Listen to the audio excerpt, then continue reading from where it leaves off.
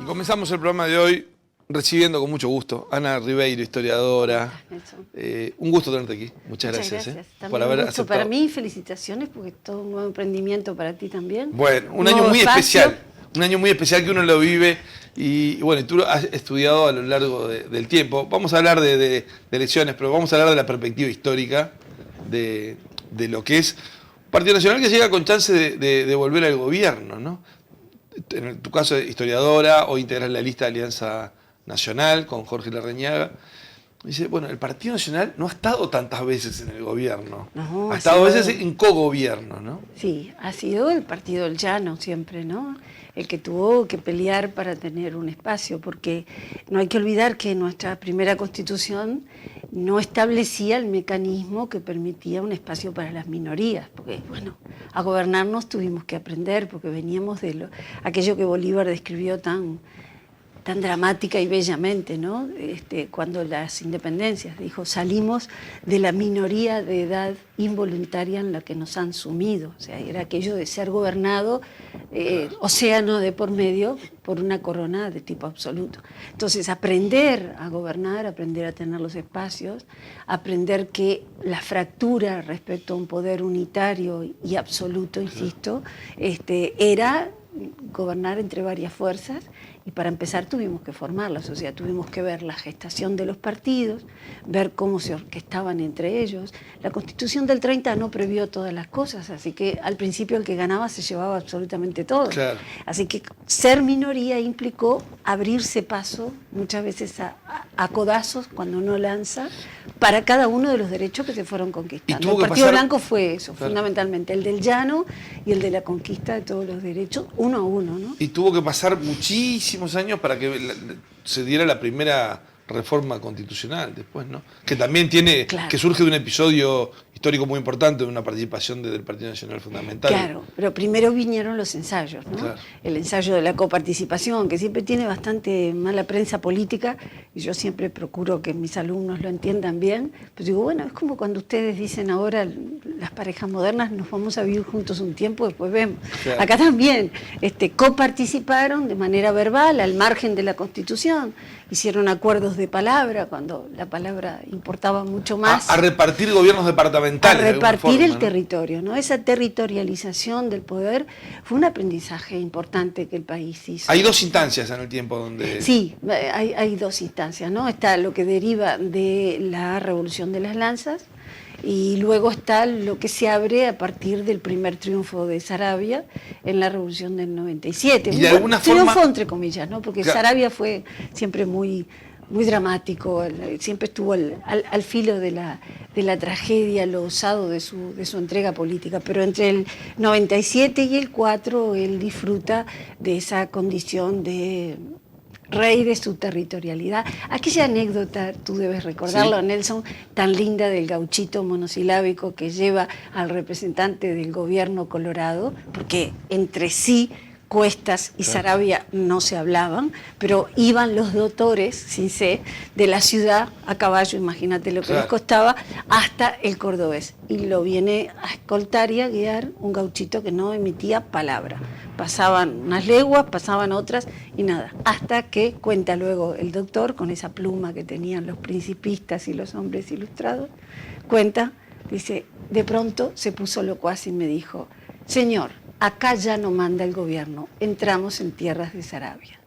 Eso era la coparticipación. Como ensayo estuvo bien, enseñó que se podían hacer cosas en conjunto. Pero claro, no podía un país sostenerse de esa manera, ¿no? Tenía que encontrar otro mecanismo. También demostraba que, pese a conflictos muy duros, se lograba alguna solución pactada, ¿no? Pero ¿cómo no? Se logró. Esto es una cosa que yo no me canso de insistir frente al público que sea cuando lo tengo, ¿no? En este país hay una línea de larga duración de honorabilidad en la resolución de los conflictos, que recorre toda nuestra historia. Cuando había un levantamiento, y los hubo por decenas en el siglo XIX, cuando se licenciaban a los soldados, imagínate que yo soy el gobierno y tú sos el soldado que se levantó en armas. Y que, porque te va bien en esa revolución a la que te enrolaste para derribar mi gobierno, te hicieron sargento. El día que se firmaba la paz, te licenciaban como sargento. Entonces tú decías, preciso un caballo para llegar a puntas del arroyo tal. Si no lo tenías, el gobierno te daba cómo llegar, o el tren si ya existía, o te daba la cabalgadura que precisabas. Y te ponía en el Ejército Nacional con el mismo grado que te había dado el Ejército de la Revolución. Esas soluciones y otras, porque no vamos a ocupar todo el programa con esas cosas. Es muy buen ejemplo, ¿no?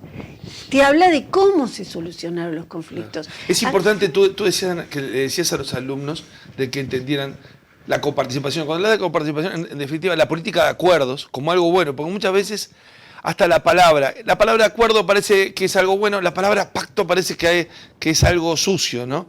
Y el Uruguay se hizo en base a acuerdos a lo largo de la historia. Siempre hay acuerdos polémicos a veces, pero son acuerdos que, bueno, depende cómo lo mire cada uno, pero son acuerdos y es la forma de que un país tenga convivencia, ¿no? Lo que pasa, Nelson, que la política está llena de idealidad y de discursos a propósito de la idealidad y de promesas que se hacen siempre en el plano de la idealidad, y luego viene la realidad. Esa chica terrible que rompe todo cuando aparece. Y bueno, hay que hacer lo que se puede. Ahí es cuando los políticos pierden mucha credibilidad frente a la gente, pero es que lidian con lo posible, claro. Hacen lo mejor que se puede, muchas veces lo hacen con una honorabilidad y una entrega impresionante, ¿no? Fíjate. El asunto ahí es la capacidad de comunicar eso para que se entienda de qué será el mejor camino, que a veces no es el camino ideal. No. O seguramente no es el camino ideal. Pero es el posible. Estamos en víspera de una elección muy, muy especial, ¿no?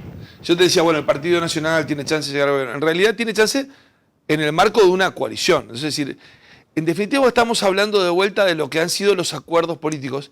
Y claro, esta asoma como una coalición inédita, porque uno lo que tiene es como a veces eran coaliciones de sectores del Partido Nacional con sectores del Partido Colorado, como hubo en la primera mitad del siglo XX, ¿no? Pero ahora aparecen otros partidos. ¿Cómo lo ves en perspectiva histórica esta elección? No la veo diferente a lo que ha sido toda la historia de nuestro país. Porque si empezás por el siglo XIX, tú decías, sí, solo había blancos y colorados. Sí, pero había caudillos y había doctores. Y algunas revoluciones fueron de caudillos blancos y caudillos colorados contra doctores blancos y doctores colorados. Claro. Y otras fueron de caudillos y doctores de un color contra caudillos y doctores de otro color. Y otras fueron más complejas porque había uno que no entendía y decía, me voy para este lado, ¿no? O sea que ahí vimos todas las combinaciones posibles. Luego, vimos nacer la coalición Frente Amplio. ¿Quién apostaba nada, por lo menos no a la perdurabilidad, cuando eran grupos que habían defeccionado del Partido Colorado y del Partido Nacional, que se reunían con grupos marxistas, con grupos democristianos, con grupos que en aquellos momentos en que la lucha armada era una opción para muchos, avalaban la lucha armada como solución, y otros que te decían que no, que eso jamás. Y sin embargo esa amalgama se hizo y goza de buena salud, y lleva 15 años gobernando. O sea que combinaciones hemos visto todas, hemos visto desarmarse algunas. Hay fenómenos políticos que han sido de eclosión y pienso en un Batalla, ¿no? Fue para allá, volvió para su sitio de origen, una persona entrañable como era. Con un pasaje en el medio por un partido nuevo. Te propongo, vamos a hacer una pausa y vamos a hablar de ¿cuáles son rasgos que identificarías de gobiernos blancos? Que te parece que son rasgos distintivos de algunos de los gobiernos blancos, que decíamos, no han sido muchos, pero ¿cómo podríamos identificarlo? ¿Hacemos una pausa? Perfecto. Seguimos conversando con Ana Ribeiro. Está en la lista de Alianza Nacional, pero no estamos hablando tanto de listas de votos, estamos hablando más de política en una perspectiva histórica con una gran historiadora. Breve pausa y ya volvemos con más claves políticas aquí por NSTV.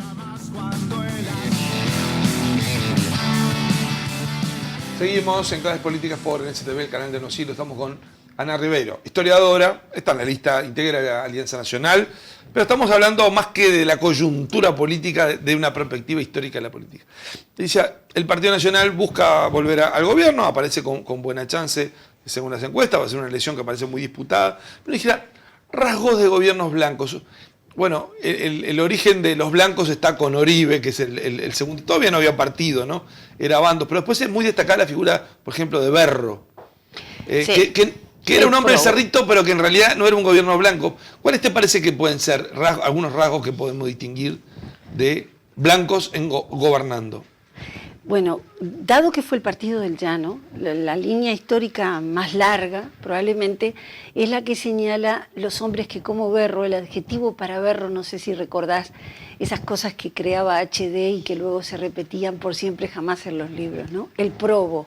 ¿No? El probo, Berro, el probo, o sea, la probidad, la defensa de los derechos a ultranza, la dignidad moral para reclamar desde un sitial que no fuera, para los doctores, el que en el campo de batalla ocupaban las lanzas, la chuza, los caudillos que se soliviantaban, ¿no? Eran como las dos caras del reclamo, porque el reclamo era de profunda modernidad política, era dennos un espacio a la minoría, porque como todos sabemos ahora, la democracia mide su grado de salud con un termómetro que no mide las mayorías, sino las minorías. Cuando las minorías son respetadas es que la democracia goza de buena salud. Entonces, el Partido Nacional, desde la minoría, en un país que tuvo casi un siglo de gobiernos colorados en continuidad, es el que desde las excelencias cívicas, morales, jurídicas, reclamaba la participación. Yo te diría que es, a mi gusto, la lucha por derechos más gloriosa, más linda de recordar, ¿no?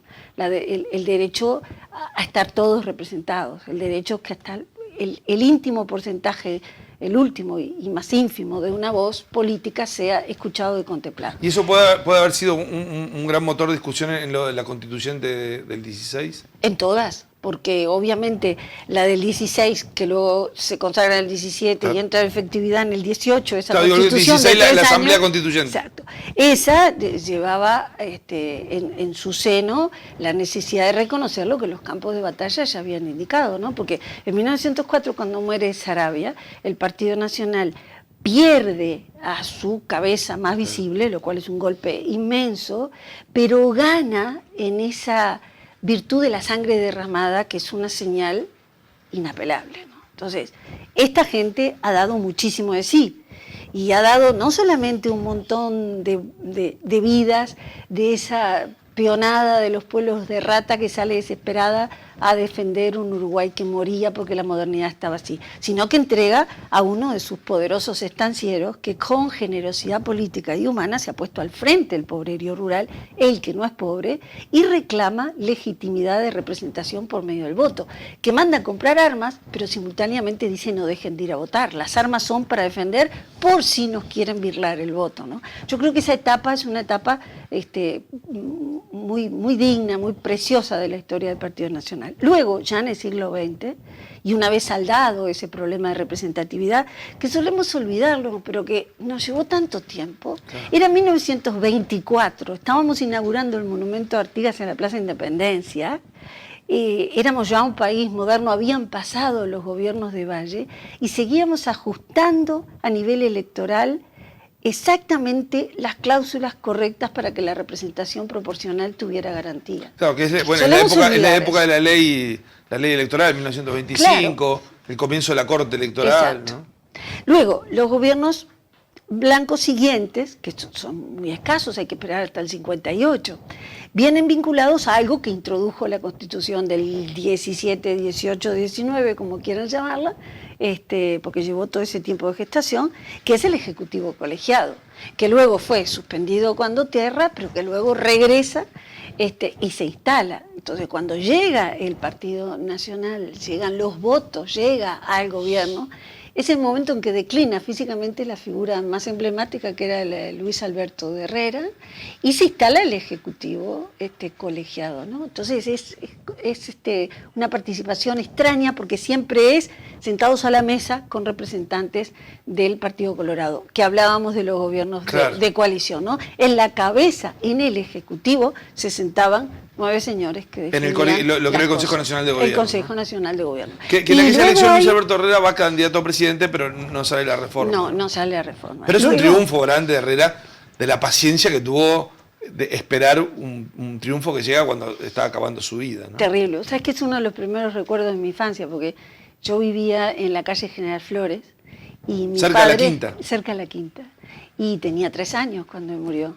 Y mi padre, que era herrerista, llegaba de trabajar, tenía un camión, trabajaba para la Cruz, Llegaba a trabajar y le decía a mi madre, vamos a ver cómo sigue Herrera. Entonces me subí a mi hermano recién nacido de meses. Iban hasta la quinta. Y nos llevaba hasta la quinta. Y yo recuerdo perfectamente el agolpamiento de esa cantidad de gente que esperaba noticias y esperaba por el balcón. Y una vez salió, uno de esos tantos días salió con una especie de camisón largo, no un pijama de pantalón, sino un camisón largo hasta el piso. Una enfermera sale, lo arropa con una manta, él saluda brevemente y lo entra. No me olvidé jamás de eso. Qué imagen. Jamás. Es impresionante para mí. Es de mis primeros recuerdos infantiles. Claro, nunca fui herrerista y mi papá protestaba mucho por eso. Porque él era herrerista. Sí, él era herrerista y protestaba enormemente que yo no fuera blanca. Ana, Pobre papá, le gustaría verme ahora. Le gustaría verte. Es una linda imagen para cerrar. La verdad que, así como lo contaste, no lo he escuchado y no me lo imaginaba, pero no sé si hay algún Se lo he contado si hay algún registro gráfico, ¿no? Digo, pero, no lo hay. No de eso, pero se lo he contado a Luis Alberto Lacalle, que le gustó mucho la anécdota una vez en un programa de televisión con Never Araujo. Le digo, mire lo que tengo para contarle. Y viste cómo son los políticos desmemoriosos, ¿no? No se olvida más, cuando me ve siempre se acuerda. Te hacen mencionar. Ana, ha sido un gusto. Muchas gracias. Ojalá que la campaña electoral, lo que reste sea para disfrutar y que todos los acuerdos que sean se puedan ver con una buena perspectiva, ¿no? Que los acuerdos, digo, eso que transmitís a tus alumnos, que los acuerdos sean vistos como algo bueno, porque la política es parte de eso. Que bajemos a la política de ese nivel de insulto y de descalificación, que me parece que esta larga y frondosa democracia que es el Uruguay no se lo merece. Que tengamos altura para discutir esas cosas y que entendamos que cuando negocian, no están negociando bien metal, están negociando civilidad y nuestro voto de confianza, porque en definitiva lo que la gente deposita en una urna es un voto de confianza, ¿no? Muchas gracias. A ti. Muchas gracias. Vamos a una breve pausa y ya volvemos con más claves políticas.